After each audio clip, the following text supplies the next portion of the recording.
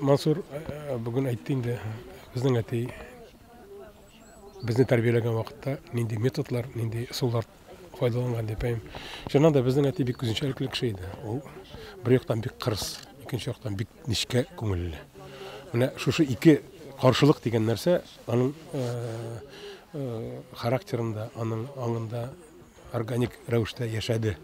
Һәм һәр вакытта да шулай ул. Кызып китәдер ул. То кычкырып җибәрәдер, то нәрсәдер итеп, бик дәртләнеп нәрсәдер. Я моңсуланып, итеп, күңелгә нишкәреп китәдер аның. Шуңа күрә шундый нәрсәләр бик еш булган.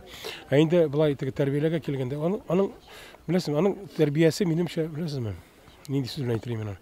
Ул органик иде, нормальный иде ул. Кешеләрчә иде. Чөнки ул бер яктан белемгә омтылу белән аерылып тора. Менә ул безне һәр вакытта да белемле итәргә тырышты. Менә мәсәлән бер генә мисал китерәм.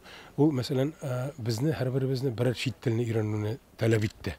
Менә күз алдына китереп карагыз, совет вакытында беркемгә дә кирәк түгел чит теле. Безнең бернинди ил белән дә мөнәсәбәт юк, безнең бернинди перспективалар юк чит телне гамәлдә кулланыр өчен. Шулай бит. Шуңа күрә аның алга каравы.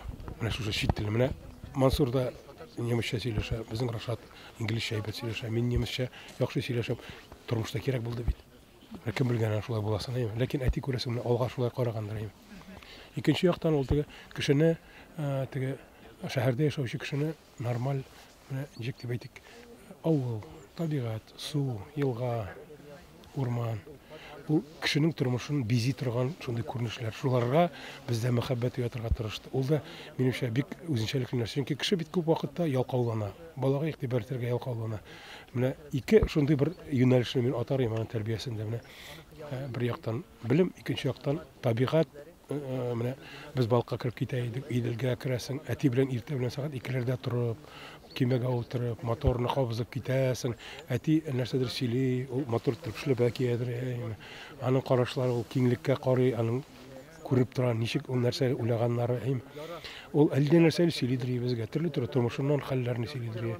Ничектер үзенең татар телендә бара. Әлбәттә татар телендә бара. Хәзер биләбез бит инде безнең данлыклы язучыларның балалары татарча сөйләшә. Ну күп бик төрлесе бар инде. Сездән дә иргә садиктан, мәктәптән рус телен алып кайткан булгансыздыр. Сезнең менә ничек? Беләсезме, ничектер хәтерләйм андый каршылыкны безнең. Безнең әле бит әби бар иде. Безнең белән әнинең әнисе.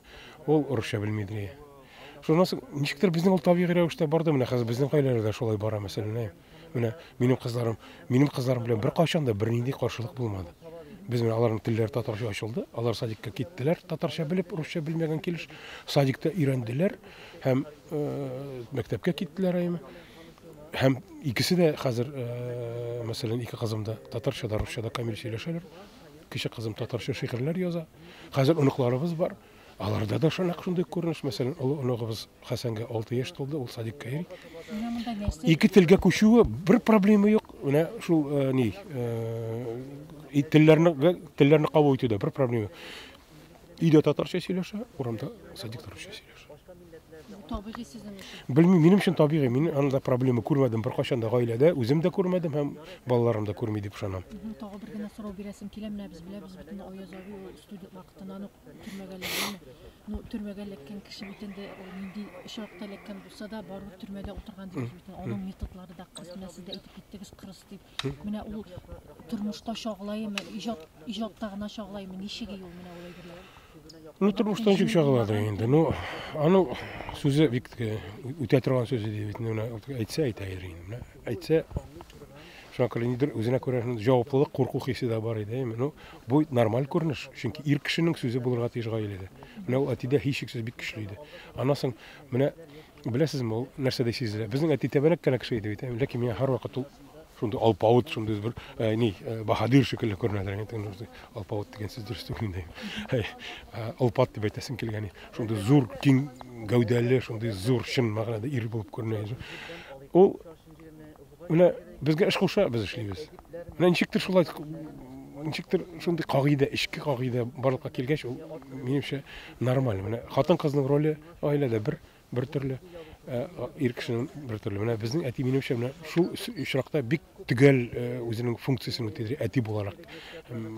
Чөнки әти кеше теге ычкындырса, үзенең ролен дөрес аңламаса, минемчә ул семьяда бик зур фаҗигале Менә бу характер күренешләр китергән. менә шул утыруыннан да килә дип уйламыйсызмы? Менә ул бит барыбер Беләсезме, тормыш утыру әлбәттә әти һәрвакыт әйтәдер. Ул бер яктан физик яктан бик авыр, әлбәттә бик тискәре йогынты ясаган төрмәдә булу һәм менә шул төрмәдәге шартлар, ләкин икенче яктан рухи яктан ул һичшиксез аңа бик зур бер мәктәп, тәҗрибә мәктәбе булган, тормыш мәктәбе булган. Ул ансында әйтәдер, чөнки анда дөньяга карарга өйрәнгән, кешеләрне күреп, бик күп милләт вәкилләре белән аралашып, бик күп төрле карашлы кешеләр белән аралашып, ул үзенең дөньяга карашын формалаштырган. Шуңа күрә ул менә тормыш мәктәбе булган. Ләкин менә ул менә теге төрмәдә утырган дигән ниндидер ярлык, ниндидер теге мөһер мин беркайчан да сизмәдем анда. Менә мин аны беләдер,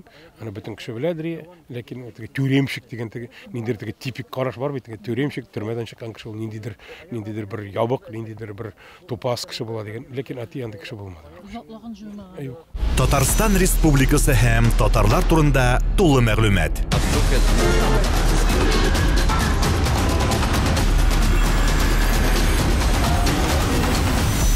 Татар информ мәгълүмат агентлыгы.